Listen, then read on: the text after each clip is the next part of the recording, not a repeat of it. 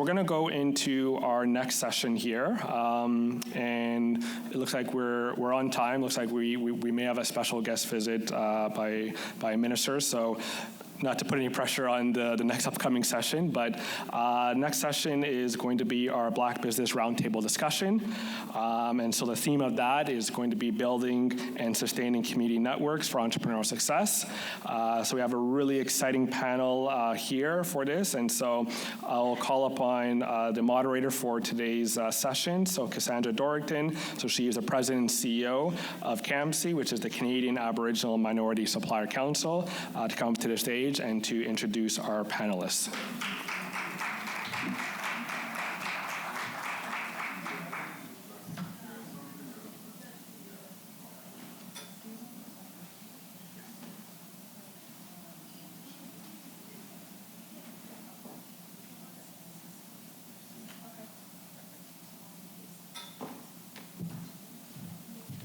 Well, good afternoon, one and all. I'd like to ask the panelists who are in the room to come to the stage, and then we'll do a general introduction. So, ladies, please. Clement in the room. Perfect, wonderful. And I do believe we have someone online.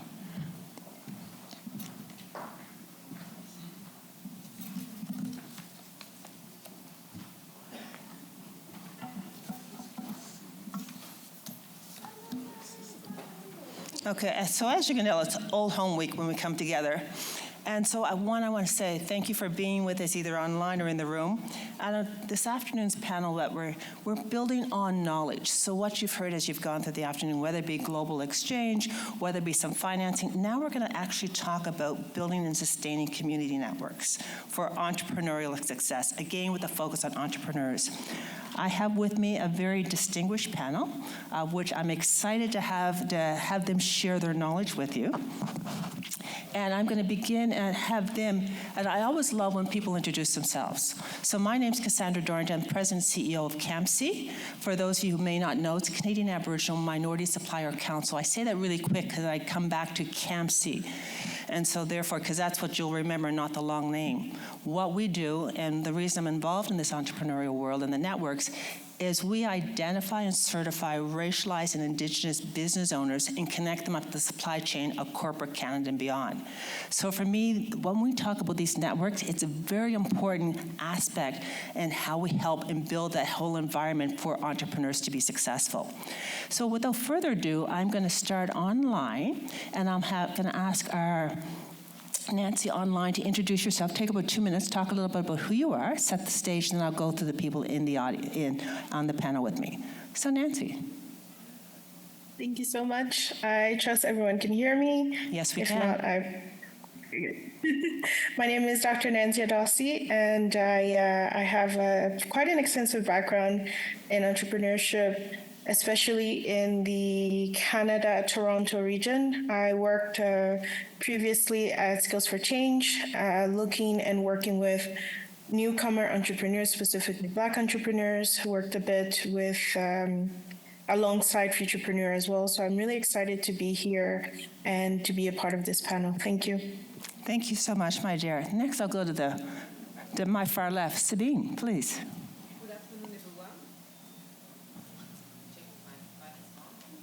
Can you hear me? Yes, we can. Good afternoon, everyone. Bonjour tout le monde. My name is Sabine Soumare. I'm the Executive Director of the Women Entrepreneurship Knowledge Hub at the Diversity Institute at the Toronto Metropolitan University. I have different hats. I will say, first of all, I'm an entrepreneur myself. Started my business 7 years ago, and now today I do represent women entrepreneurs across Canada. We try to be the voice, the ears, and ensure that the government and the organizations supporting women entrepreneurs listen to the advice and to the data that we collect, because WEC is mostly a research center, gathering data, making sure that we understand the best practices and supporting the whole women entrepreneurship ecosystem. Thank you very much, my dear. Moving on, Tiffany. Thank you so much. Tiffany Callender. I'm the co-founder and CEO of the Federation of African Canadian Economics, mostly known as FACE. They do only remember the short name. And we manage a $160 million loan fund under the Black Entrepreneurship Program which is a partnership with the Government of Canada and the BDC and other credit unions. So our goal is to ensure access to debt capital for Black entrepreneurs across the country, up to $250,000 for their loans. And we are sector agnostic, and one of the key elements of our program is to understand who is borrowing and which companies are growing in Canada, to share that across the BEP program so we can definitely track the economic imprint and impact of Black businesses across Canada. Perfect. Thank you very much. And last but certainly not least, Clement. Thank you very much. My name is Clement Esene, and I'm a co-founder and executive director of an organization called BIPOC Foundation out of Lethbridge, Alberta. And what BIPOC Foundation does is work with entrepreneurs across varying stages in their business to help start, grow, and scale their business. We have different kinds of programs and events that we put together to put entrepreneurs in places where they can find opportunities. Because as an entrepreneur myself, who co-founded a technology company that works in the mining space, we found different kinds of adversities and struggles while trying to start and grow our business. But in those rooms, we also found opportunities. And when we looked around us, there weren't a lot of people that looked like us in those rooms with opportunities. We decided to create a platform that allows people that look like us to be connected to opportunities, because the opportunities are out there. And sometimes it's just for lack of information and lack of connection. So we're creating that connection through various kinds of programs and events to ensure that entrepreneurs are tapping into the wealth of resources that are available within the ecosystem. Thank you. So now you know why we assembled this group of experts. You can hear from the background. So what we're going to do now is sort of drill down and talk a little bit about sort of some of the collaborative initiatives. Okay, because we certainly talked about this whole Black ecosystem, this whole ecosystem that's going to drive this. So in a landscape where collaboration can drive growth, how can Black entrepreneurs work together to share resources, knowledge, opportunities, and what successful examples exist? Let me begin with Sabine. Why don't you start there?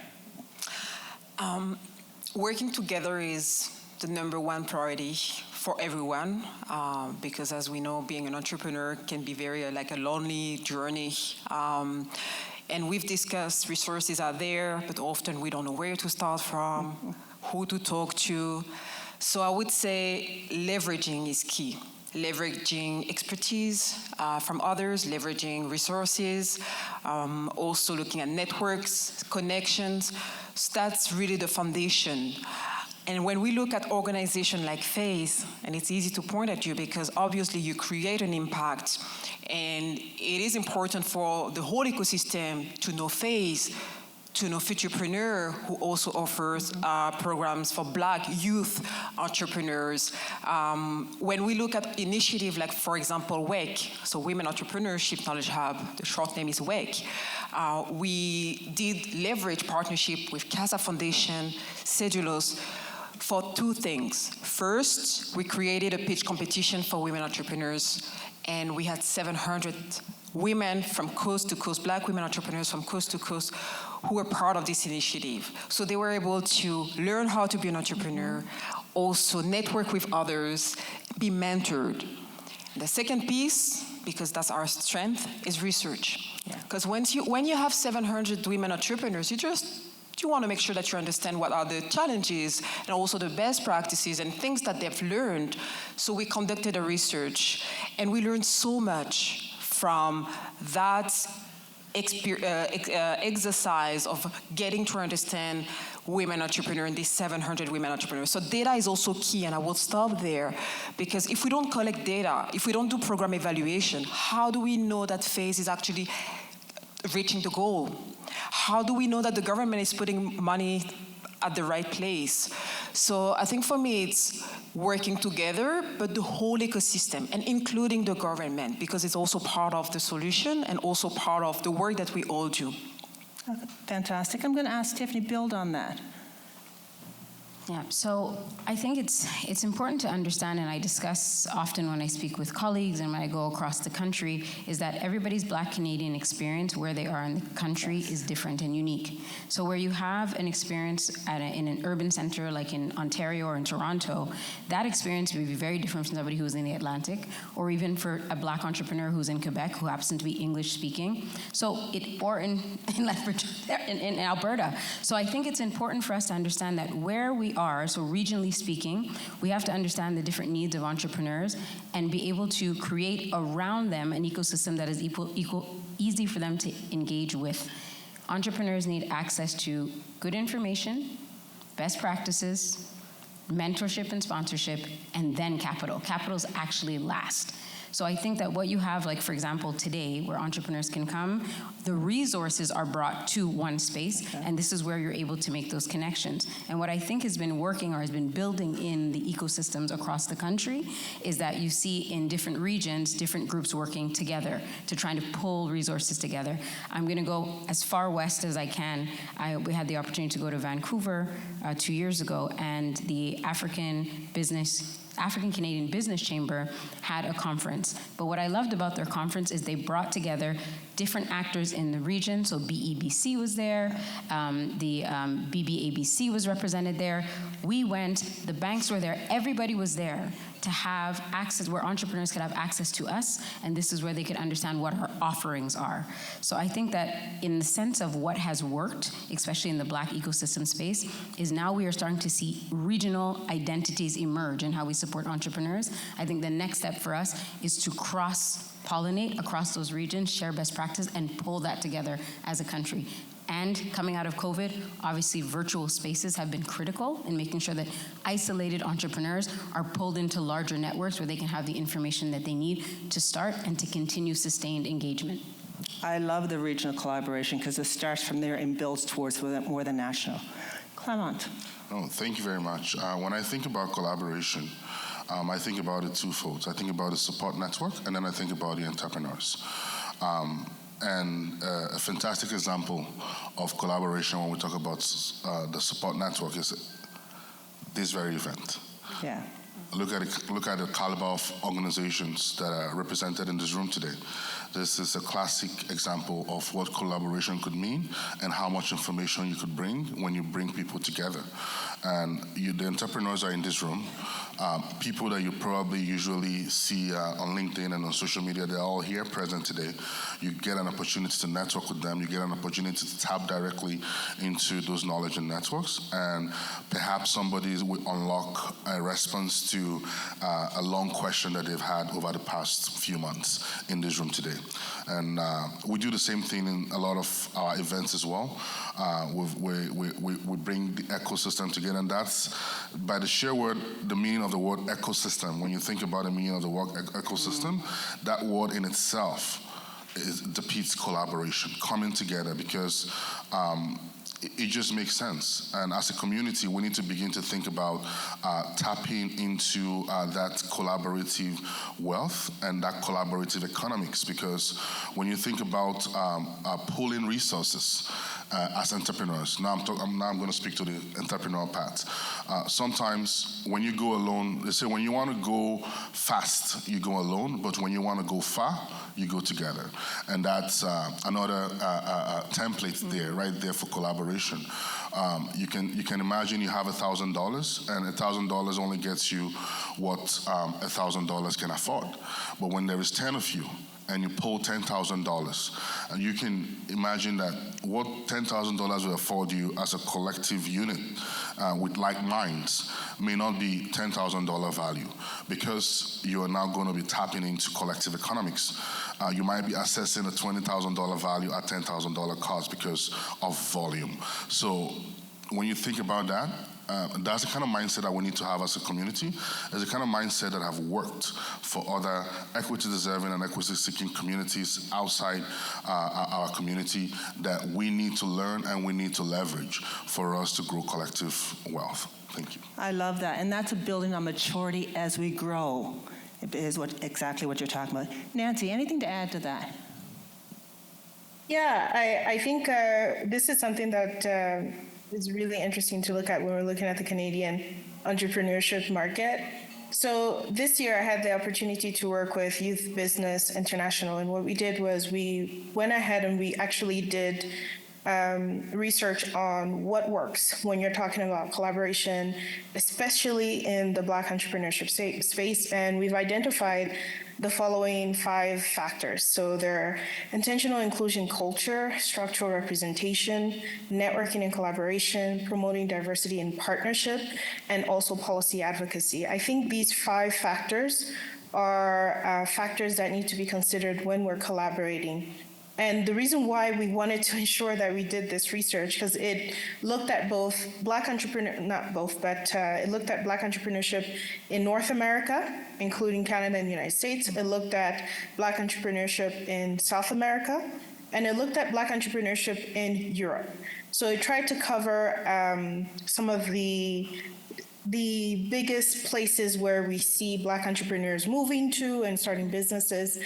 And I want to focus a bit on policy advocacy and networking and collaboration. I think those 2 things, when we're looking at Black entrepreneurship, needs to be at the forefront, because you can have all the money that you want, you can give all the money that you want to give, but if there is no one actually advocating for Black entrepreneurs where decisions are made, then the collaboration is not going to work as well, right? And then also, I think one of the third that is probably one of the most important is promoting diversity and partnership. So having diverse partners is something that's really important when you're collaborating in the Black entrepreneurship space, because not everybody will have the same product. Not everybody will have the same service. And you want to make sure that you have a diverse partnership ecosystem to be able to serve those Black entrepreneurs. And I will submit at this.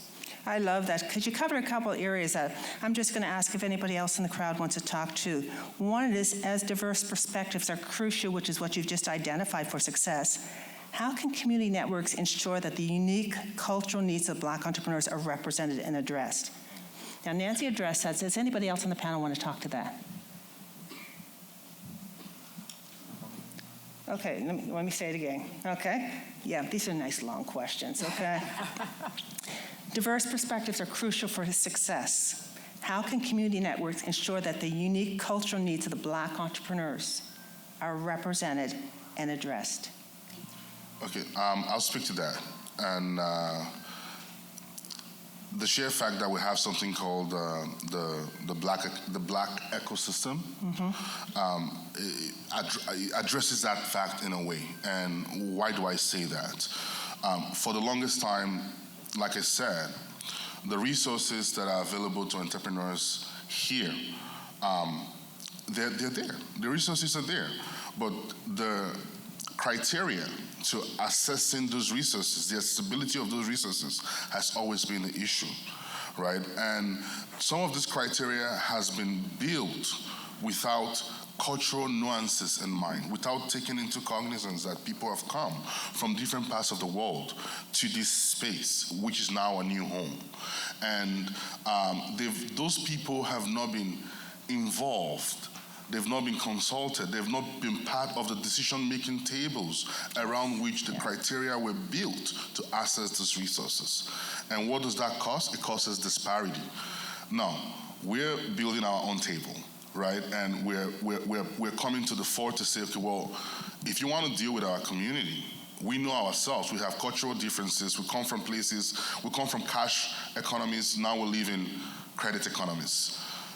You need to feed that, into the algorithms within which you build your systems, so that you can capture our unique perspectives as people when you're building those criteria with which you want us to access or tap into the resources that are available. So I think inclusion, is the word I'm looking for. Yes. Ensure that in leadership, and in those spaces where you are dealing with specific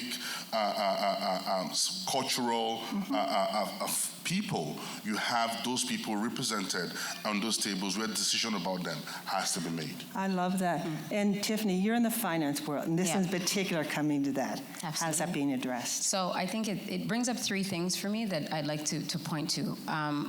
when we were at the actual table in designing the Black Entrepreneurship Program, co-designing it with government and having financial institutions with us, this is where the expertise of leaders in our community have been doing, went from pilot work to innovating and bringing things to the forefront that were working, and the structures in which they built the policies or the guidelines in which we delivered programs, where it actually reached our community. This is where we were able to see the direct gap with what was happening in mainstream institutions and why we had these disparities. So the first thing that comes to mind for me is when we talked about the credit policy itself for how we were going to lend to Black entrepreneurs.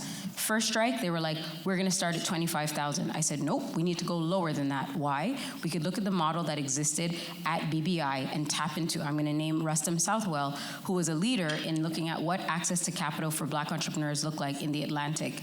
He said that it is very crucial for us to ensure that there is smaller amounts of capital that are available to entrepreneurs so that they can start and then grow and come back as return borrowers as their actual companies grow and move through the stages. When they looked at our businesses, they speak of small, medium-sized businesses and large businesses. We start off as micro and nano businesses, so that has to be taken into consideration. Another conversation was in relation to the newly arrived members of our Black community here in Canada.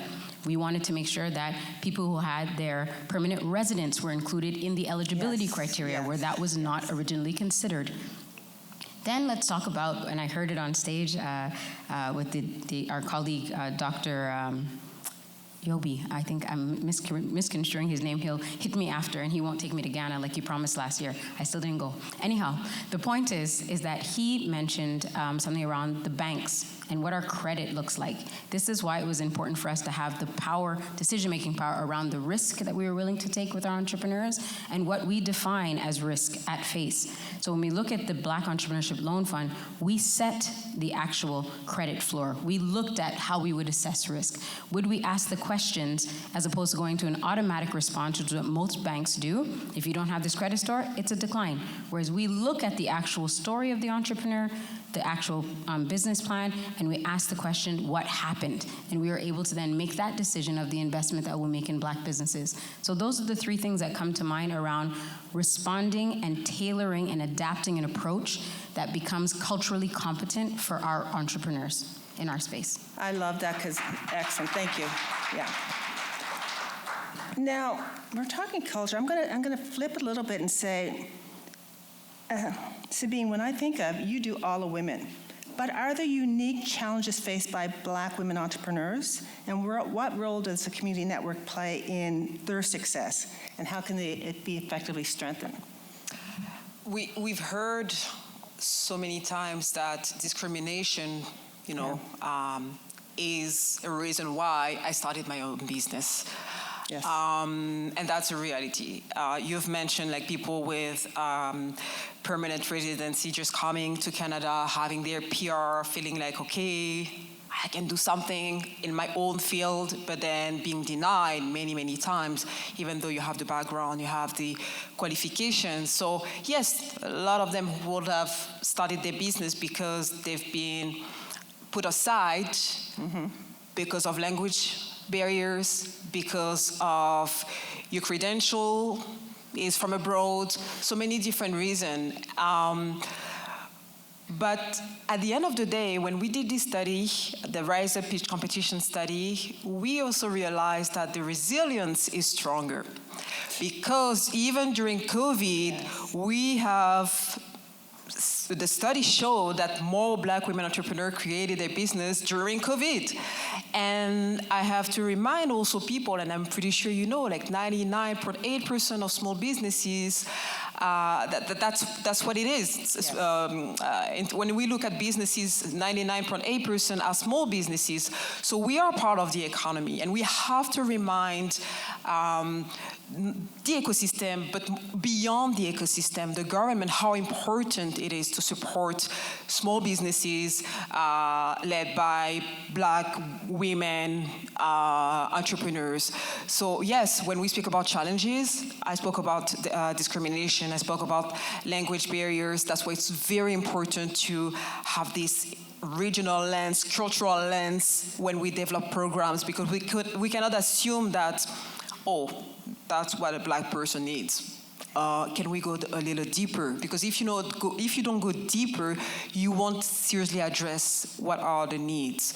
But yeah, I will definitely encourage people to go and look at our data and research, because it is so important for the ecosystem to create new programs, to look at policies differently. And yeah, so many different challenges, but I would say resilience for me is a key word to show that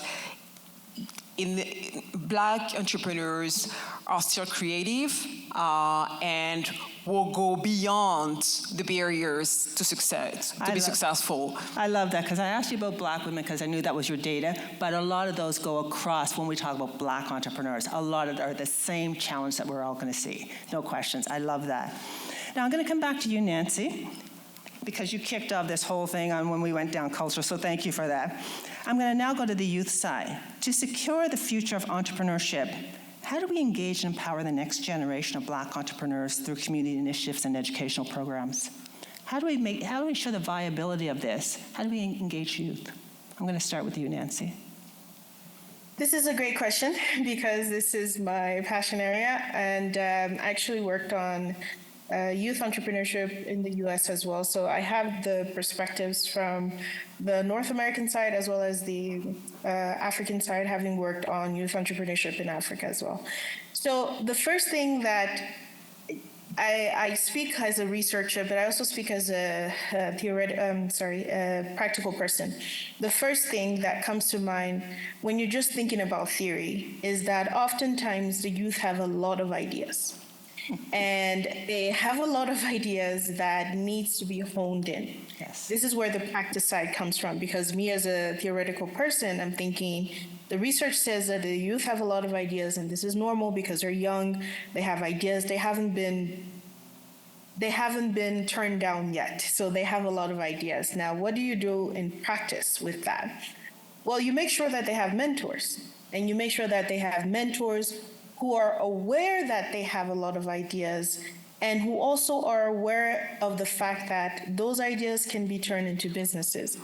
One of the things that I did when I was working at Skills for Change was really try to get the best mentors for the students, the cohorts that I was working with. When we're talking about youths, mentorship needs to be targeted with targets. And this is me just being someone who's very strict in the way that I do things, but there needs to be measurable targets on how youths are being mentored into business.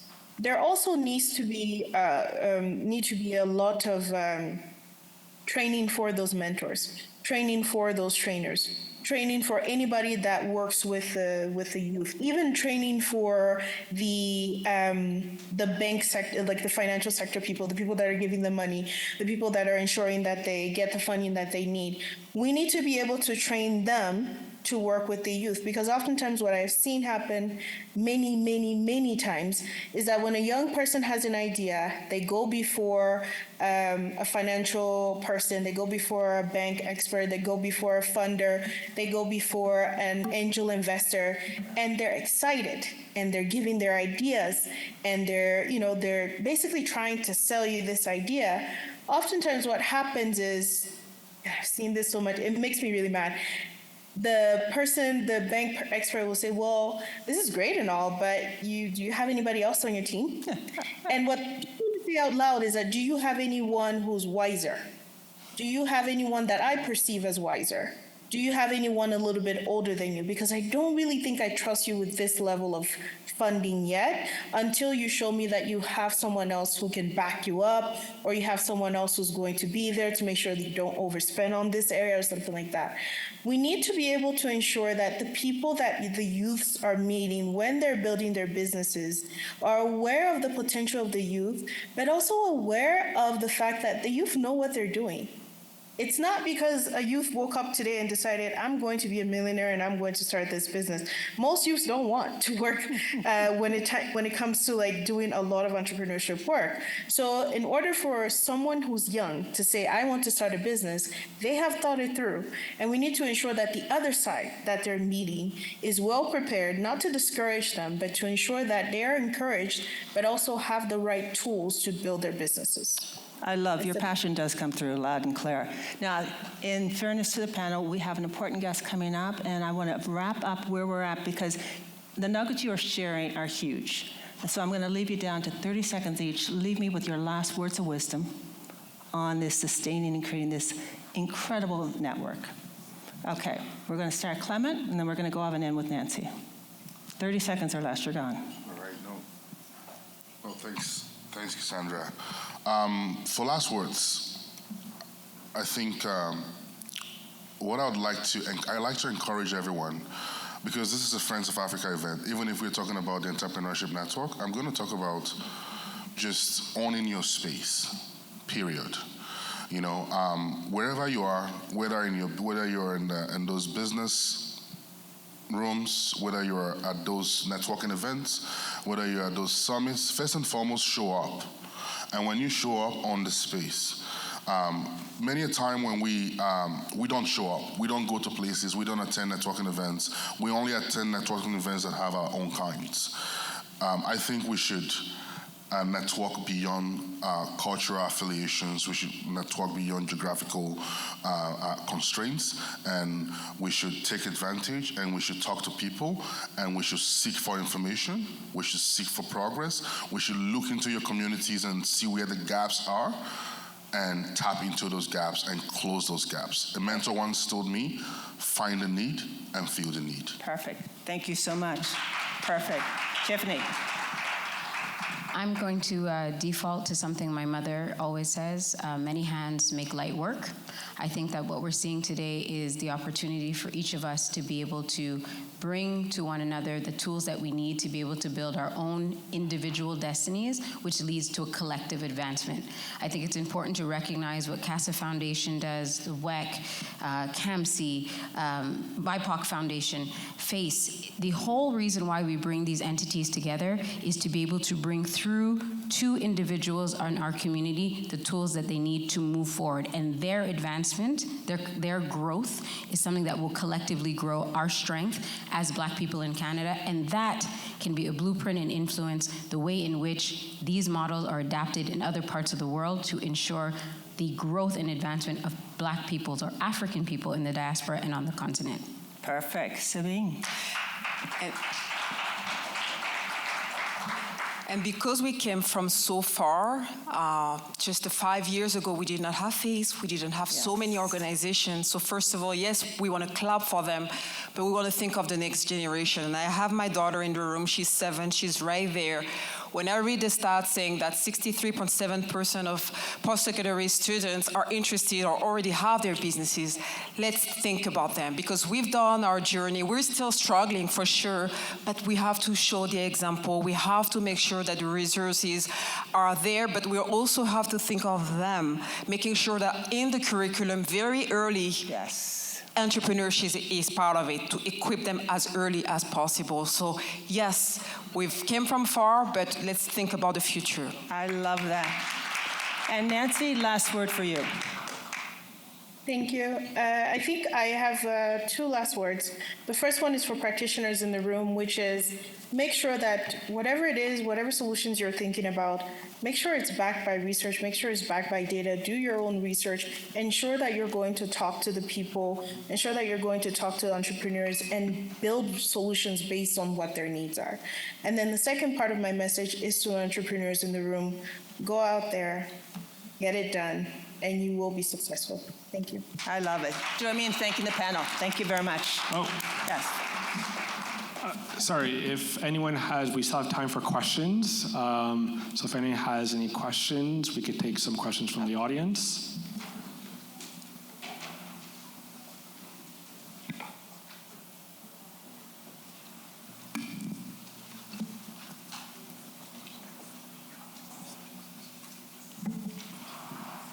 Hello, everyone. This question is to Sabine. You did mention that your daughter is here. She's 7 years old. What advice would you give to a young Black girl who is interested in or potentially would like to own a business? What would you say to her at 7 years old? So then I'm speaking to her and others. You know what? I keep telling her, if you're good at something, try to be an expert. Because your expertise is the key to everything. As an entrepreneur, the competition is hard. If you want to be a doctor, so many doctors. If you want to be in the AI industry, look at everything is popping up right now. So you have to make your own path, and you have to be also competitive. So you have to be an expert. So do your homework. And when I say homework, it's not your math. It's the real homework to know your market, to know the key players into the ecosystem. This is a 7-year-old. Do the math. Financial literacy is key. AI literacy is key. Everything is key. Make sure that you understand that the world is advancing so fast, so you have to be there as well. And back to what we just said, the whole ecosystem is here to support you. So go look for the resources available. And what I like at WEC, and I'm going to just mention quickly, we are here to gather all the information that is needed. FAZE is on our website. BIPOC is on our website. So when you become an entrepreneur or you decide to be an entrepreneur, just go on the site. You will see the events, who to connect with. We also have a sharing platform that connects women entrepreneurs from coast to coast in French and English. You need a business plan. Just ask, and then it will get back to you. So I would say the power of networking, of connecting with people, pretty much what we just said, plus the math. Hello. Hello. Thank you, everyone. My question is for Dr. Nancy Adossi. She touched on some very interesting and very important best practices around bringing lower levels of microfinancing and nanofinancing, and also creating that community of support. So my question is, with the direct gap in mainstream institutions, what I took away from your talk is that there needs to be far more mentorship in these kinds of innovation accelerators for a longer period of time to ensure success. Would you agree with that? Yeah, I would. Actually, this is one of the major findings that we had when we did the research for Youth Business International, that even though there are a lot of accelerators, they have mentors. But when you're talking specifically about Black entrepreneurs, the issue with Black entrepreneurs is that we don't like to ask for help. And I say we because I'm an entrepreneur myself. I remember when I started my business, I didn't ask anybody for help. I thought that I could do it on my own. And for a very long time, I did do it on my own. But when I tell you the shift in mindset, the shift in revenue, the shift in partnership, the shift in just my services happened when I actually got a mentor who not only understand what I was doing, but also understand what it meant to be a Black woman in entrepreneurship. It was astounding, because what happens is that if you don't give people the right people that will help them, then you might as well not give them anybody. You can give people mentors, but if you don't give them metrics, if you don't give them people that are ready to help them, if you don't give them people that are ready to open the doors for them, you're not going to have any results that you can actually talk about. And this is something that I'm very passionate about, because I always tell people, yes, you're providing them with mentors, but are those mentors actually going to go and open the doors for them? Or are the mentors going to tell them the door is there, go open it yourself? Because if at the end of the day, I'm still waiting for someone to open a door for me, and yet I have a mentor that was provided to me by an accelerator program, and that mentor is not able to open the door for me, what's the point of having a mentor? Right? So I shift from mentorship to truly thinking about the value in mentorship, and really thinking about finding Black entrepreneurs, sponsors, people who are willing and able to open those doors for Black entrepreneurs. That's exactly where we're going. Thank you so much. I think my second part of that question is the solution. is to be able to look at long-term sponsorship to open those doors. The most successful venture studios have the benchmark to create the commercialization relationships for the long term, and no one is doing that except for what I identify that you have said. And our personal innovation path is to design a $10 million fund right now that is going to be open for a multicultural fund to make sure these companies with youth are successful for the next 5 to 10 years in a sustainable model. So I salute you for that work, and I'd like to share our research together. Thank you so much. Thank you very much. Last question. Do we have a last question?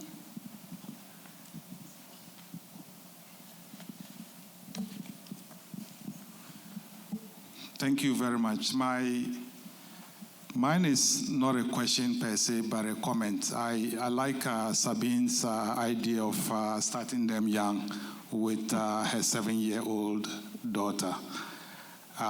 One of the things that most of us are facing is that we are getting the information that we are getting now at a later age.